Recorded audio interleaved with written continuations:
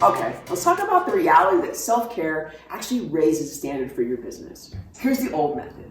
The old way of thinking about yourself was you paid yourself last. You took the leftovers. I'm sure none of you have ever done that.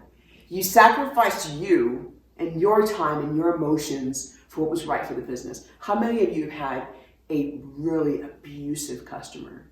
How many of you have had a partner who never quite delivers? How many of you have had a bookkeeper or an attorney that just kind of rubs you the wrong way, but you kept them because it was right for the business? How many of you went after a market that wasn't profitable because it was right for the business? If it's not right for you, it is often not right for the business. So that's the second thing, is that you sacrifice you for what's right for the business. And now this happens a lot, and I'm going to just really, guys, I meet entrepreneurs every day who would rather run a marketing or SEO campaign and invest $10,000 in that than invest $10,000 in themselves, in their own development, in what would be great for them to feel good physically, or what might be great for their relationship with their significant others. Guys, let me tell you something. Once you start investing in yourself and putting yourself first in this business, not only will you change the trajectory and your own health, but you will change the trajectory of your company's revenue and growth, because when you feel good and when you're learning, you're outside of these vortices that you get stuck in. Should I fire that person? Should I hire that person? Should I pay myself more? What should I do about that business? Should I close that office? Should I expand with this customer? These are questions and these are pattern loops that we get caught in, and you got to interrupt them. And the way that you interrupt them is by bringing a bigger, more developed version of yourself to that same question. Now, I know that sounds crazy, but imagine running on a treadmill at the same height, at the same pace. It doesn't grow your business. And actually, over time, it's like putting Legos on that treadmill. You're going to trip over something at some point.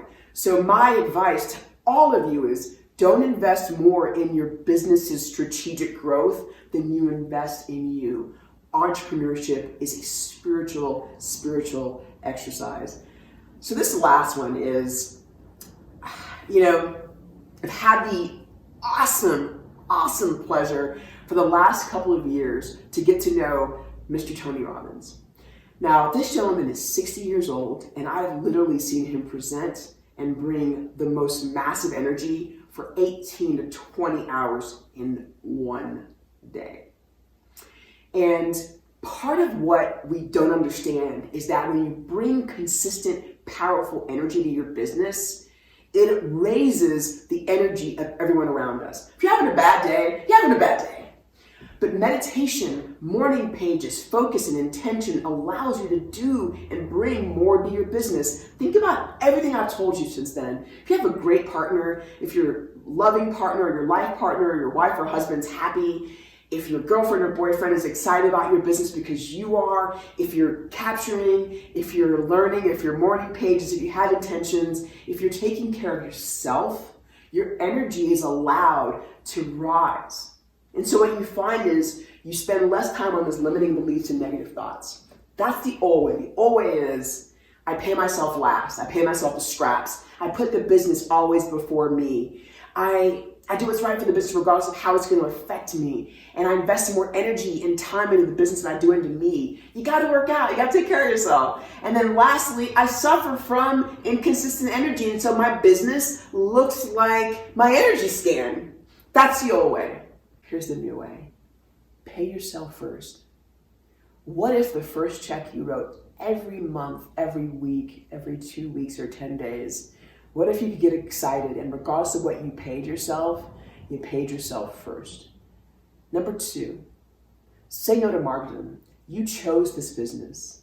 You are the one who's creating jobs and paying taxes that fund your country. You are the one who's allowing your employees and your team and the people inside your organization, your investors, your bankers, you're allowing them to actually make more and do more. So you're never, ever a victim. So never bring that energy into your business.